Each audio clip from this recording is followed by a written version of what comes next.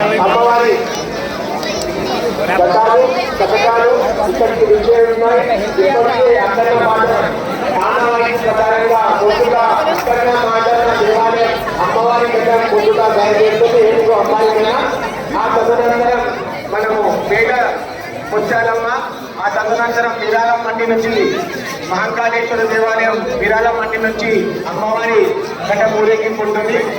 ఆ తర్వాత బంగారం మైసమ్మ, కోట మైసమ్మ, వివిధ దేవాలయాలు 28 దేవాలయాల ఊరేగింపు చార్మినార్ పురవీధుల్లో వచ్చి భాగ్యలక్ష్మి అమ్మవారి దర్శనం చేసుకుంటూ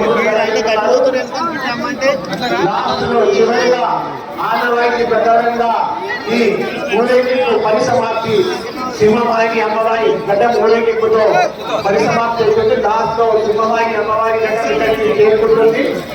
ఇక్కడ నుంచి మొట్టమొదటి నది చేరుకుంటుంది.